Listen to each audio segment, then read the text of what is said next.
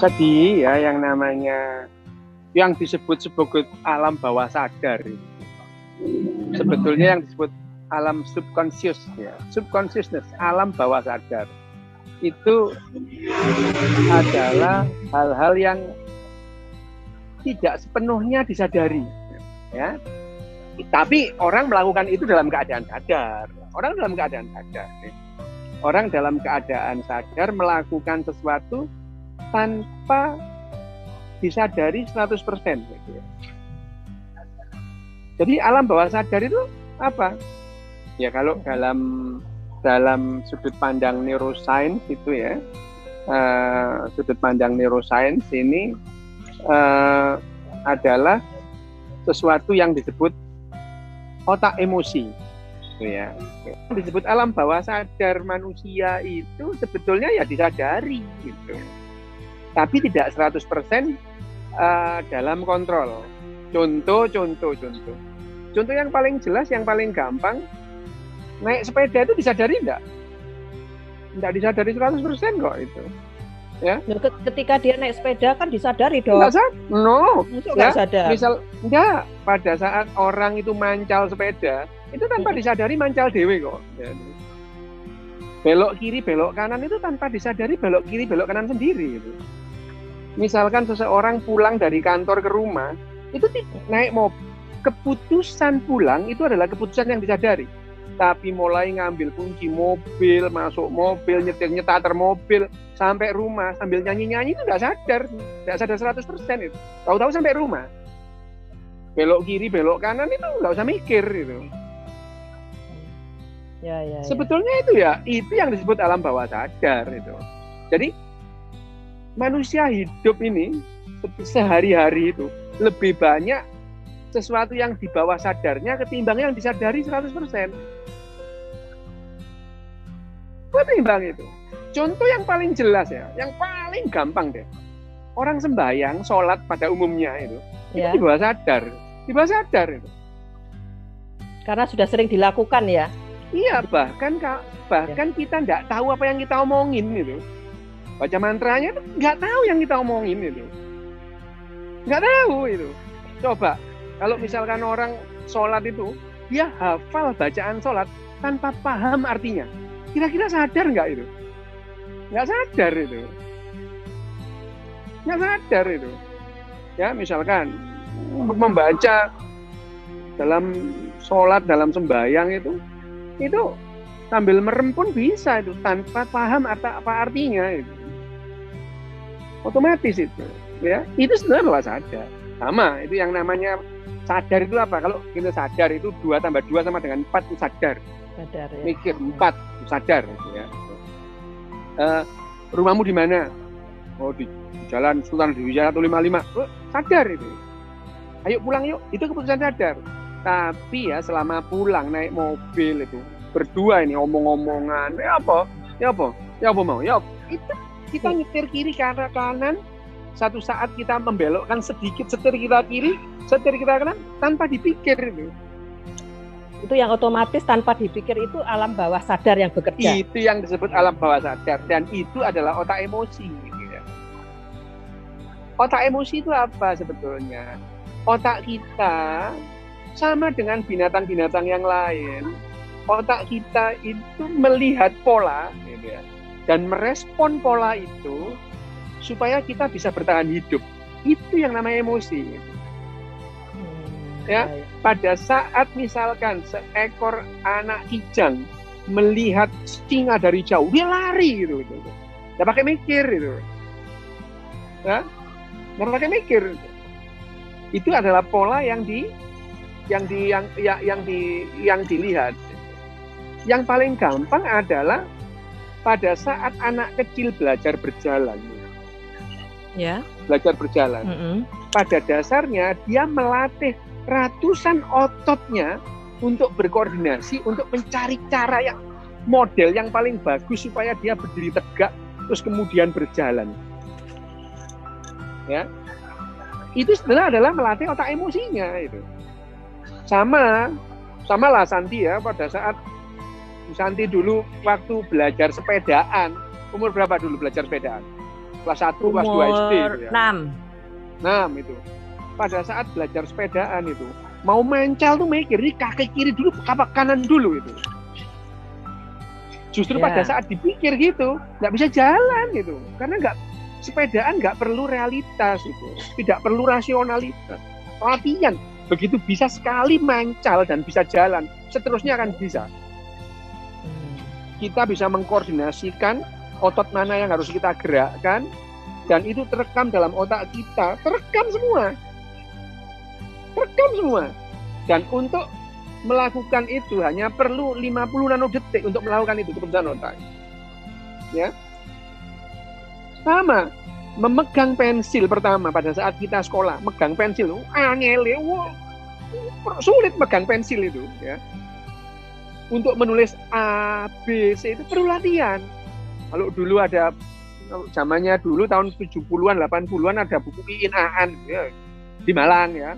Nggak tahu di tempat lain yang dibuat Bu Pakasi itu ya, Iin Aan itu menulis A, makanya itu latihan, nulis itu latihan itu, makanya dulu ada pelajaran nulis halus supaya tulisannya bagus ya, itu latihan itu. Pada dasarnya orang menulis itu juga di bawah sadar itu. Jadi nulis Dokter Rio, untuk membangkitkan alam bawah sadar itu perlu latihan juga seperti memori. Latihan. Learning curve-nya itu betul. Learning curve-nya ada, betul. Mengalami itu perlu ya. Betul, learning curve itu harus didasari dengan latihan, tidak dengan pengetahuan. Pelaku seni dengan pengamat seni itu dua hal yang berbeda itu. Ya, pengamat seni itu dia mempelajari seluk-beluk hal ehwal mengenai ilmu kesenian. Disuruh gambar nggak bisa dia, ngeritik pinter gitu. Kritikus itu pinter, disuruh bal-balak, kritikus sepak bola itu, wah ini kurang cepet, ini mereka itu kurang kerjasama. Ayo coba kamu bal-balan dewe nek iso gitu ya. Nggak bisa itu. Dan pemain bola itu selama lari dia nggak pakai mikir itu. Dia menggunakan adalah otak bawah sadarnya yang namanya otak emosi yang dilatih di lapangan bola sehari 8 jam. Seperti pemain bulu tangkis juga gitu. Lim Swee King dan Rudy Hartono dulu tuh ya 8 jam di lapangan bulu tangkis dalam rangka otaknya itu merekam apapun yang bisa terjadi di lapangan bulu tangkis dan merespon secara cepat itu, bukan refleks itu adalah gerakan emosi. Bukan gerakan yang dipikir itu. Ya, nah itu yang disebut bawah sadar itu. Berarti Dok, alam bawah sadar itu tadi memori juga berperan ya Dok di situ ya? Sangat. Memori, semua yang masuk ke dalam otak itu tersimpan di otak. Tersimpan. Kalau kita pernah mendengar orang berbahasa Arab di depan kita atau berbahasa Jerman, semua itu masuk dalam otak. Hanya saja seberapa orang itu bisa merekol kembali memorinya, itu adalah persoalan yang berbeda. Berbeda. Nah, seni ini sendiri, apapun seninya, itu memerlukan learning curve gitu. Ya, pengalaman melukis. Salvador Dali tadi yang dipakai contoh itu. Meskipun dia bakatnya luar biasa kayak apa, pertama kali dia pegang kuas ya nggak kayak gitu. Ya, perlu latihan dia melukis di kanvas itu. Berapa kalau ditanya mulai kapan Salvador Dali itu pegang yang namanya kuas itu sampai dia bisa gambar bagus itu perlu waktu puluhan tahun. Ya. Nah terus kalau kemudian kita membahas surrealisme berdasarkan mimpi itu adalah hal-hal yang kita kelompok-kelompokin sendiri sih gitu. Ya, surrealisme itu dari mimpinya. Sebetulnya apapun yang namanya mimpi itu berhubungan dengan memori juga gitu. memori. Tidak akan pernah orang bermimpi melihat sesuatu yang tidak pernah dilihat. Gitu. Jadi pasti harus melihat dulu nih, Dok. Sudah pernah ya. dilihat gitu. Misalnya aku melihat kuda terbang gitu ya, dalam mimpi. Karena dia pernah melihat burung dan melihat kuda gitu. Dan dia menggabungkan kuda terbang itu adalah kuda yang punya sayap gitu. Ya. Orang merecall memori itu memerlukan imaji yang pernah kita bicarakan pada pembicaraan pertama ya. Ya. Ya, imaji itu. Tapi orang merecall memorinya itu tidak pernah lepas dari apa yang pernah dia alami. Ya, itu. Orang misalkan ada 1010 orang, ayo kalian menggambar hantu itu. Ya hantu yang dikenal itu. Ya, sesuai orang Inggris ya, masing-masing sesuai dengan apa yang pernah dilihat itu tadi. Yang pernah dilihat. Orang Inggris misalnya kalau menggambar hantu ya nggak bakal menggambar pocongan, nggak kenal itu. Nggak bakal menggambar suster ngesot ya. Suster ngesot itu kan hantu baru ya. Suster ngesot itu tahun 2003 ya. Tahun 2003 ada namanya suster ngesot. 2005 ya. 2002 sih, 2002 suster ngesot. Suster gepeng itu tahun 80, tahun 70-an ada di Surabaya suster gepeng. Suster ngesot, apalagi suster lama-lama banyak susternya yang jadi hantu itu. Pocongan itu juga hantu baru. Tahun 60 nggak kenal pocongan. Kuntilanak itu juga hantu baru ya. Tahun 70 ada kuntilanak. Saya dulu nonton film kuntilanak tahun 71.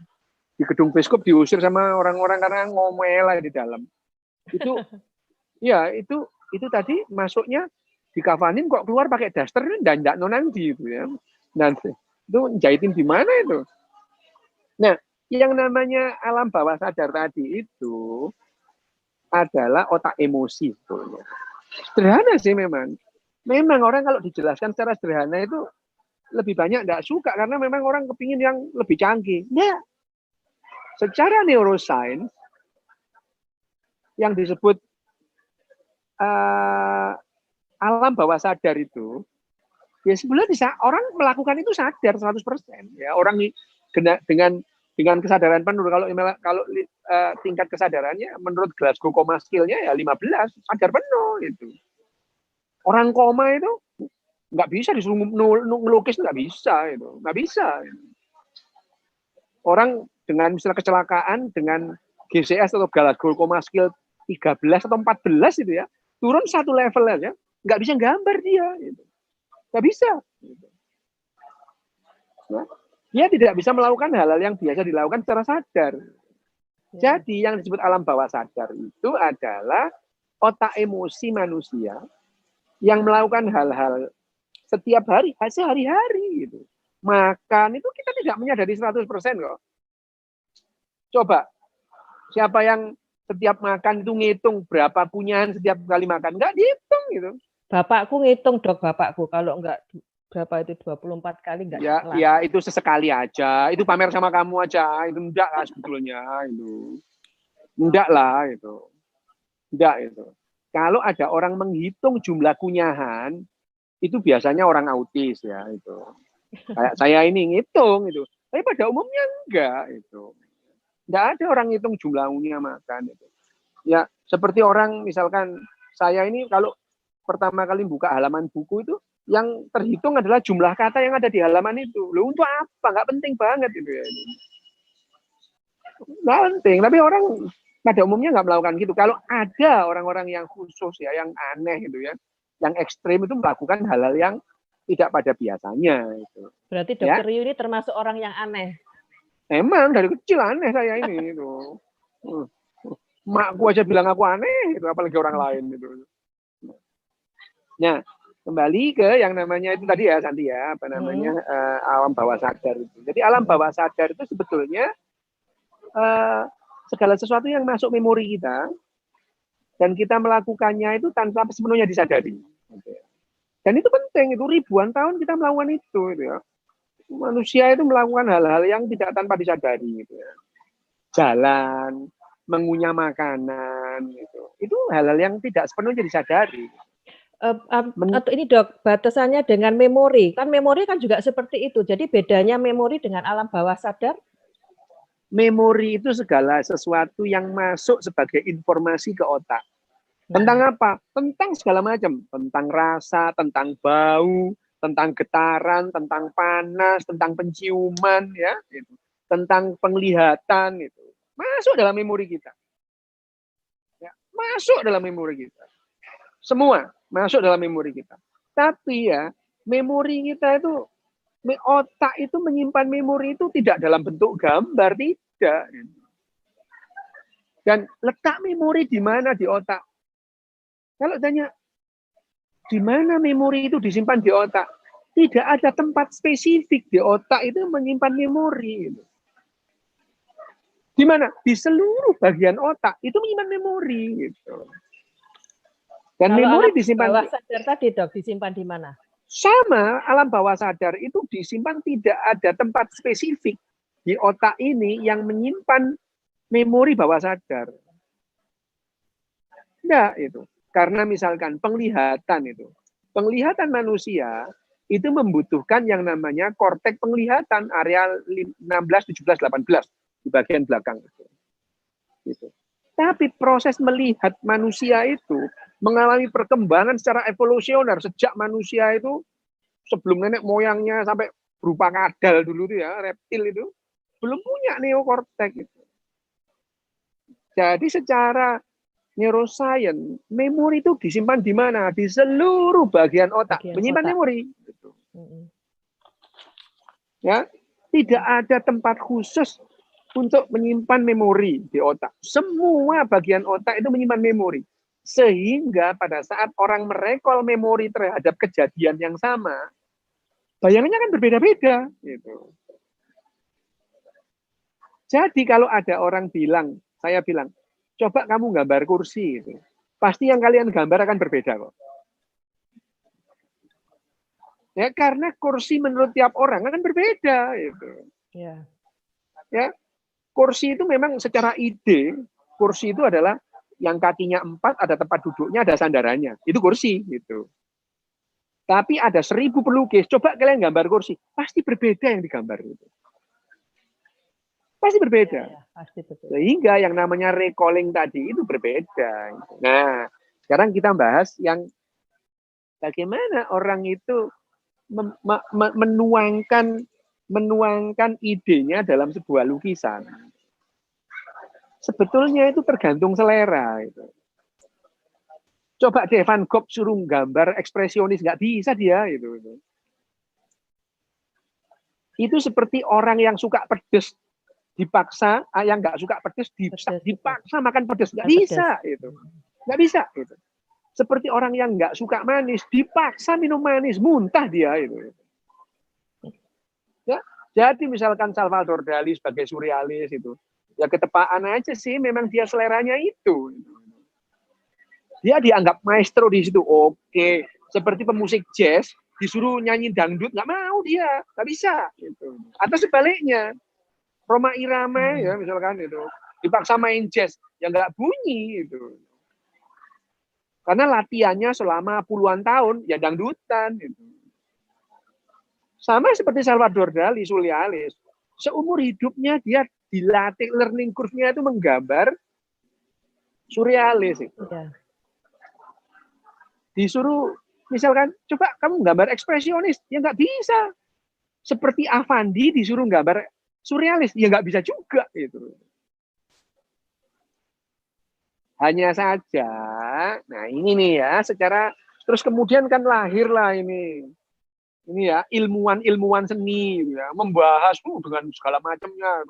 Surrealis itu adalah ini. Orang yang gini biasanya disuruh gambar nggak bisa kok.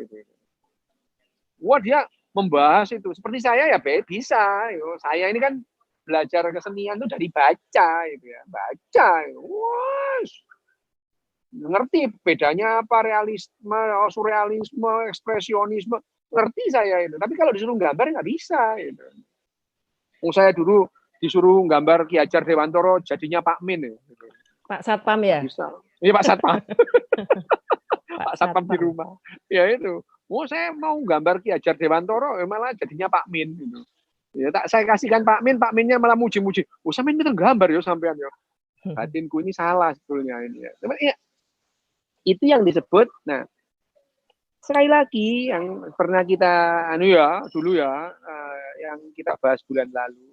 Bagaimana orang itu memahami hasil karya seni itu. Sebetulnya kita melihat hasil karya seni itu logika kita itu, penilaian kita secara objektif itu muncul belakangan. Seperti tadi itu ya, misalkan ini Bu Santi ini menjelaskan apa makna dari lukisan Salvador tadi. Gitu. Itu sebetulnya ngarang-ngarang aja sih, gitu. Ngarang-ngarang, gitu. Bahwa Salvador Dali kemudian memberikan penjelasan terhadap lukisannya, itu juga ngarang dia, gitu. Nah, itu kan konsepnya dia, Dok, nggak ngarang lah.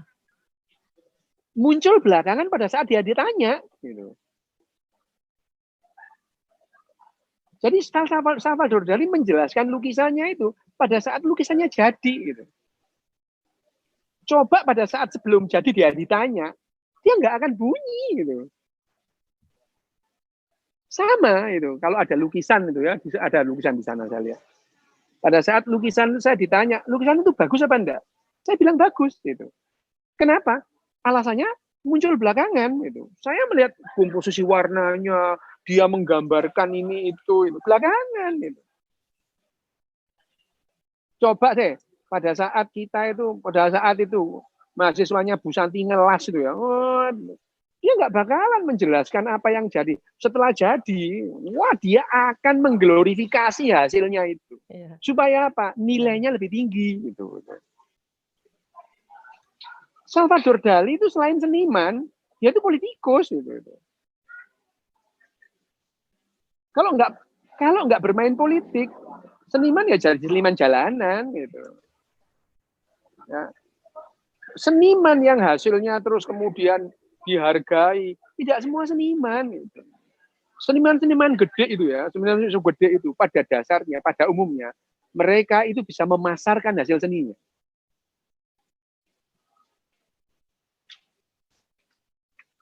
Nah, itu perlu kecerdasan tersendiri. Gitu. Salvador Dali itu, selain dia seniman, dia cerdas secara emosi dan cerdas secara sosial.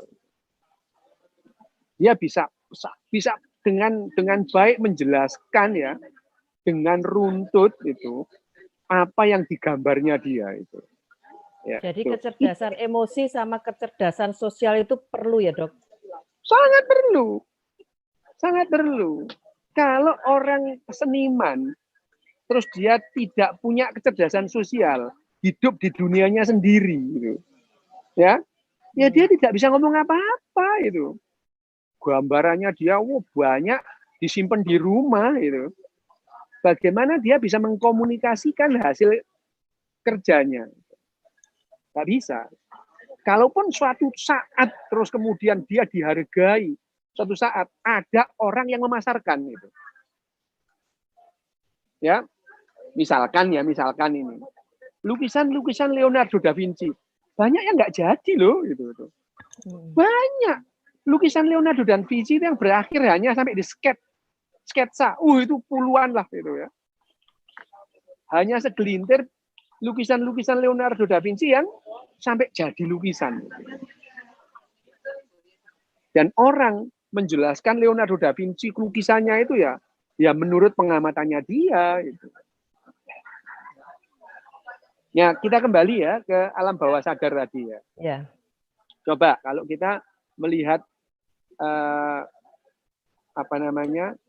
lukisan-lukisan Leonardo da Vinci. Misalkan ambil yang paling terkenal ya, kecil lukisannya itu Mona Lisa itu. Dr. Yu ini malah sudah ke Museum Louvre ya, Dok ya. Kita aja belum loh. Dr. Yu ini malah sudah menjelajah di Museum Louvre. Ya. Di Museum Louvre itu ya secara objektif saya lihat itu ya lukisan Mona Lisa itu ya nggak ada bagus-bagusnya sih gitu. Nggak ada bagus-bagusnya itu. Nah, seniman-seniman sekarang lebih bagus gambarnya ketimbang itu kok itu. Yang membuat dia itu terkenal, ya karena banyak orang menganggap dia itu bagus. Lukisannya Leonardo da Vinci gitu. Nah kalau saya lihat ini, dibandingkan dengan hasilnya seniman-seniman sekarang yang gambar, itu jauh lebih bagus sekarang gitu. Kalau kemudian ini ya, itu ya, ada orang ya, itu lukisannya Mona Lisa itu bisa melihat yang datang gitu. Kamu kemana aja dilihat sama dia. Lah itu kan teknik gambar biasa itu. Bagaimana teknik gambar orang itu merasa dilihat oleh yang gambar itu. Itu kan teknik dasar orang gambar manusia itu. Ya, jadi kalau misalkan lukisan Mona Lisa itu, kamu kemana aja, dilihat sama lukisan itu kan teknik dasar itu. Gambar itu. Yang membuat lukisan Mona Lisa itu berharga, karena itu miliaran orang itu menganggap itu berharga. Nggak ada yang beda dengan lukisan-lukisan sekarang itu. Ya, masih lebih bagus itu lukisannya Basuki Abdullah itu kayak hidup beneran itu. Yeah. Basuki Abdullah gambar Nyi Roro Kidul beneran kayak hidup beneran itu. Ya. Jadi orang itu menganggap sebuah lukisan sangat berharga. Itu ya lukisannya Van Gogh itu ya.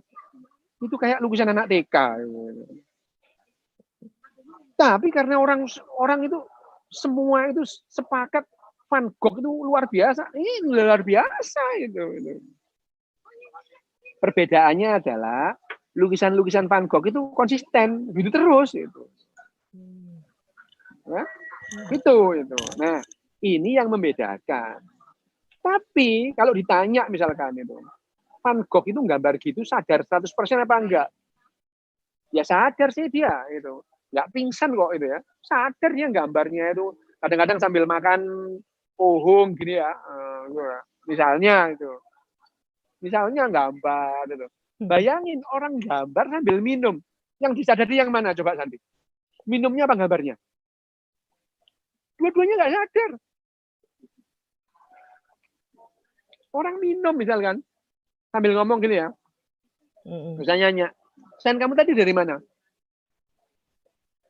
Sambil minum. Minumnya disadari 100% enggak? Enggak. Jadi minumku ini adalah di bawah sadar. Tapi membawa gelas dari mana? Dari meja sampai ke mulut itu perlu latihan yang panjang, learning curve gitu.